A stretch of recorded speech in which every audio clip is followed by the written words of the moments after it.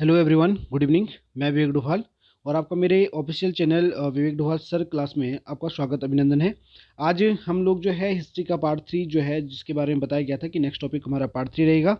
तो पार्ट 3 का नाम है जैन धर्म तथा बौद्ध धर्म हो जाएगा। और मैं आपको एक सूचना देना चाहूँगा कि जो भी व्यक्ति जो भी स्टूडेंट हमारे टेलीग्राम ग्रुप पे जो है अभी तक ऐड नहीं हुआ है, आप लोगों से यही अनुरोध रहेगा कि आप जो है टेलीग्राम पर जो है विवेक डोभाल सर जो है विवेक डोभाल सर जो है सर्च करके जो है आपको टेलीग्राम चैनल पे जो है लिंक मिल जाएगा। ग्रुप का नाम है सामान्य अध्ययन बाय विवेक डोभाल सर के नाम से, ठीक है। तो उसमें जो है जो हम लोग जैसे माना आज पार्ट 3 पढ़ाया गया है, तो इसका पूरा सेपरेट पीडीएफ आपको जो है टेलीग्राम पे मिलेगा।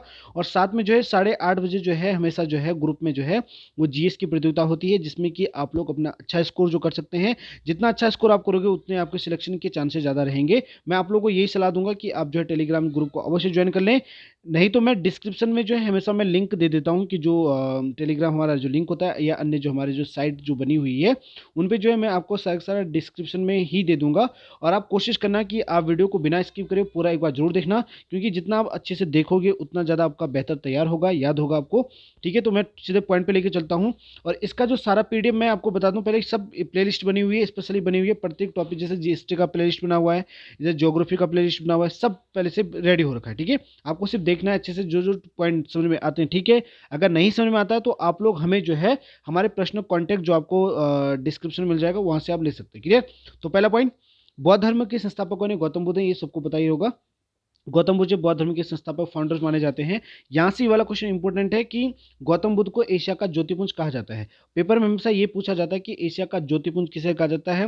गौतम बुद्ध को कहा जाता है, महावीर स्वामी को कहा जाता है, पार्श्वनाथ को कहा जाता है। इस टाइप के आपके पास पेपर में रहेंगे, आपको बिल्कुल भ्रमित नहीं होना है। एशिया का ज्योतिपुंज किसको कहा जाता है, आपका गौतम बुद्ध को कहा जाता है। इंपॉर्टेंट पॉइंट है, इसको आप डबल टिक कर देना। नेक्स्ट, गौतम बुद्ध का जन्म जो है लुम्बिनी नेपाल में हुआ है। आपको बता दूं कि लुम्बिनी नेपाल लुम्बिनी नामक जगह जो नेपाल में पड़ती है। और इससे एक पॉइंट और भी है कि नेपाल की राजधानी कहाँ पड़ेगी, नेपाल की राजधानी जो है आपका काठमांडू में है। और आप लोगों के लिए क्वेश्चन मैं यहाँ से बना देता हूँ कि काठमांडू जो है किस नदी के तट पर है। आपको नदी का नाम बताना है कि काठमांडू किस नदी के तट पे है। आप अपना कमेंट जरूर दें, क्योंकि अब आप शुरू हो जाइए, कमेंट देना शुरू कर दीजिए, ताकि मुझे भी पता चलेगा कि आप लोगों को इसके बारे में जानकारी है कि नहीं है। काठमांडू की राजधानी कहाँ है, ये आपके लिए क्वेश्चन बनेगा। ठीक है। नेक्स्ट, गौतम बुद्ध जी ने जो है 29 वर्ष की उम्र में जो है वो ग्रह त्याग कर दिया गया था।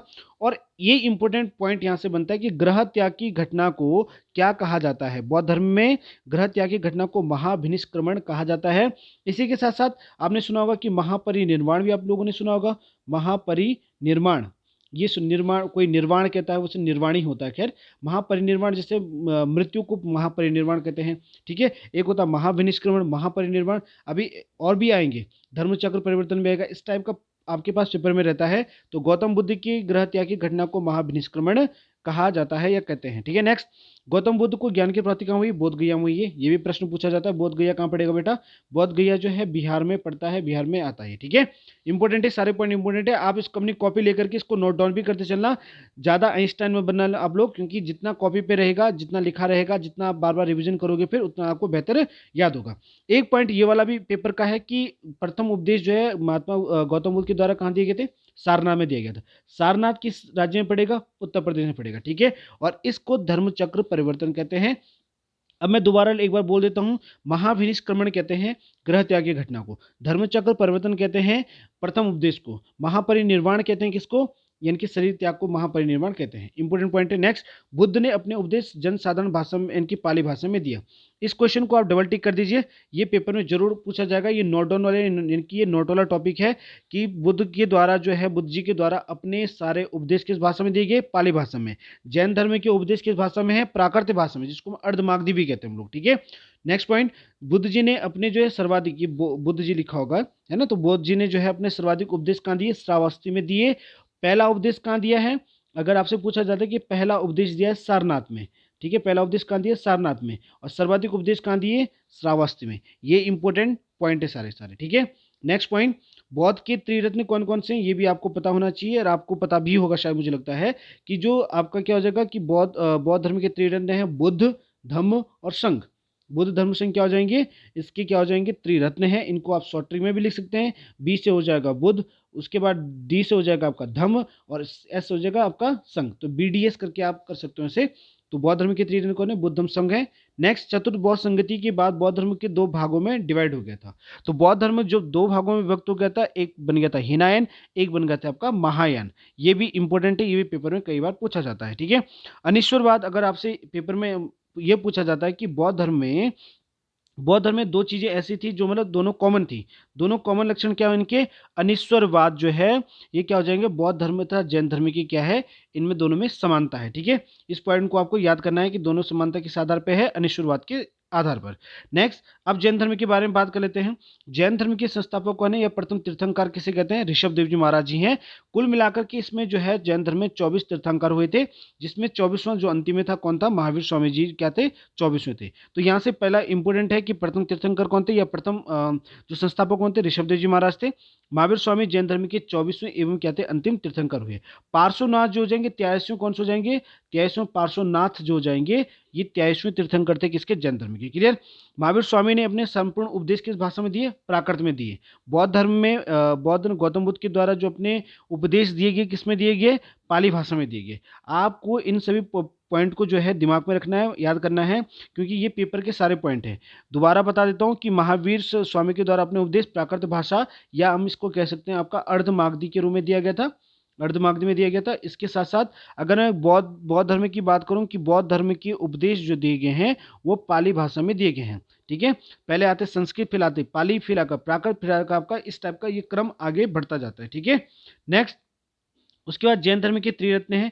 जिस प्रकार से हमारे बौद्ध धर्म में त्रिरत्न है, बुद्ध धम्म संघ है, ठीक उसी प्रकार से जैन धर्म के भी त्रिरत्न है। सम्यक दर्शन, सम्यक ज्ञान और सम्यक आचरण, ये तीन क्या हो जाएंगे? ये जैन धर्म के प्रमुख त्रिरत्न है। ये भी आपके पास पेपर में आ सकता है। दोबारा बता देता हूँ कि बौद्ध धर्म का अगर पूछा गया था तो बौद्ध धर्म के त्रिरत्न कौन से हैं? बौद्ध धर्म के त्रिरत्न BDS, बी से क्या हो जाएगा? बुद्ध, है ना, अभी अभी बताया था। बुद्ध हो जाएगा, धम्म हो जाएगा, और धम्म के बाद आपका क्या हो जाएगा? संघ हो जाएगा। ये त्रिरत्न किसके हैं? बौद्ध धर्म के। मथुरा कला का संबंध किससे हो जाएगा? जैन धर्म से हो जाएगा। ये बहुत इंपॉर्टेंट है, ये पेपर में कई बार पूछा जाता है कि मथुरा कला का संबंध किस धर्म से हो जाएगा? जैन धर्म से हो जाएगा मथुरा कला। मथुरा कला यानी कि मथुरा नामक जगह में जो है इसका जो है वो चरमोत्कर्ष काल बोल सकते हैं। मथुरा में ज़्यादा व्याप्त थी, ठीक है, उत्तर प्रदेश में ज़्यादा व्याप्त थी, इसलिए इसका क्या है? मथुरा कला रखा गया है, ये आप मान सकते हो उसका, ठीक है। जैन धर्म के दो भागों में बांटा गया है। जैन धर्म को दो भागों में बांटा गया, कौन कौन से? श्वेतांबर, एक हो जाएगा दिगंबर। श्वेतांबर किसे कहते हैं? जो श्वेत वस्त्रों को धारण करने वाले जो जैन धर्म के लोग, जो ऐसे भी जैन धर्म जब दो भागों में बांटा गया था, तो जो श्वेत कपड़े पहने यानी कि सफेद कपड़े पहनने वाले को क्या कहा गया? श्वेतांबर। दिगंबर किन्हें किया गया? जो नग्न वेश वाले थे, नग्न वेश वाले थे उनको क्या क्या कहा गया? दिगंबर कहा गया। अकाल पड़ने के बाद जो ये सब स्थितियां सामने आई थी, ठीक है। नेक्स्ट पॉइंट, चार बौद्ध संगतियां हुई, आपको पता होना चाहिए, इसका लास्ट पॉइंट है ये। चार बौद्ध संगतियां, ये पेपर में कई बार पूछा जाता है। चार बौद्ध संगतियां, पहली संगति राजगृह में होती, दूसरी वैशाली में, तीसरी पाटलिपुत्र, चौथी कुंडल में होती। पेपर में क्वेश्चन ये आते हैं कि पहली बौद्ध संगति किसके कार्यकाल में हुई थी? तो किसके कार्यकाल में कि कौन उसमें राजा था, किसके कौन शासन कर रहा था? अजातशत्रु के इसमें पहली हुई थी राजगृह में। वैशाली में दूसरी बौद्ध संगति कालाशोक के शासनकाल में हुई थी। पाटलिपुत्र वाली ये पेपर में आता है, इसको आप स्टार बना सकते हैं, ये पेपर में कई बार पूछा जाएगा कि अशोक पाटलिपुत्र में जो बौद्ध संगति हुई थी, तीसरी बौद्ध संगति हुई वो अशोक के समय में हुई थी, और चौथी जो कुंडलवन में हुई थी। आपके पास एक क्वेश्चन मैं आप लोगों के लिए दे देता हूँ, आप मुझे इसका आंसर डिस्क्रिप्शन में दे देना। ये बहुत ही ज्यादा इंपॉर्टेंट क्वेश्चन है कि पांचवी बौद्ध संगति कहाँ हुई थी? आपकी किताबों पे चार ही लिखा हुआ है, तो पांचवी बौद्ध संगति कहाँ हुई थी? ये आपके लिए एक क्वेश्चन रहेगा, और इस क्वेश्चन का आंसर मुझे आप कमेंट बॉक्स में जरूर दें, ये काफी ज्यादा इंपॉर्टेंट है। क्लियर। तो नेक्स्ट, जो भी हमारे साथ जो है नहीं जुड़े अभी तक और जुड़ना चाहते हैं तो आप हमारे यूट्यूब चैनल को जरूर सब्सक्राइब कर दें, और कोशिश आप लोग ये करो कि प्लीज़ इस चैनल की जो लिंक को है सबके साथ आप शेयर जरूर करो, क्योंकि अगर आप शेयर करोगे ज़्यादा से ज़्यादा सब्सक्राइब बनेंगे, वॉच टाइम बढ़ेगा, उतना ज़्यादा क्या होगा, इनकी आपका चैनल के प्रति विश्वस्तता लोगों की बढ़ेगी और उतना ज़्यादा बेहतर रहेगा। तो जो भी इस प्रकार का हमारा आइकन आ जाएगा, विवेक डोभाल सर के नाम से हमारा ये आइकन हो जाएगा। सब सारे के सारे जो वीडियो की प्लेलिस्ट बनी हुई है, जिसका जो ज्योग्राफी का, हिस्ट्री, पॉलिटी सबका अलग अलग बना हुआ है, आप उसमें जाकर के अच्छे से जो है वो देख सकते हैं, ठीक है। नेक्स्ट जो हमारा टॉपिक रहेगा, मैं अभी बता दूं आप लोगों को, नेक्स्ट टॉपिक हमारा क्या रहेगा? भारत का भूगोल, यानी कि क्योंकि अगर हम डायरेक्ट इतिहास पढ़ेंगे तो ज़रा बोर हो जाएंगे। तो हम कोशिश ये करेंगे कि आपके लिए जो टॉपिक, 2 टॉपिक के बाद हर सब्जेक्ट चेंज होना चाहिए। तो भारत की भौगोलिक स्थिति हमारा क्या रहेगा, नेक्स्ट टॉपिक रहेगा। ये भूगोल का भाग फर्स्ट होगा। आपको इसी तरह बाय मैप के थ्रू से जो आपको बताया जाएगा। तो जितने ज़्यादा हो सके आप जो है इस लिंक को जो है सबके साथ शेयर कर दो। लाइक जरूर करना। कमेंट के लिए जो जो क्वेश्चन मैंने आपको बताए थे, सारे के सारे क्वेश्चन का आंसर मुझे अवश्य कमेंट बॉक्स में देना। धन्यवाद। Thank you so much everyone.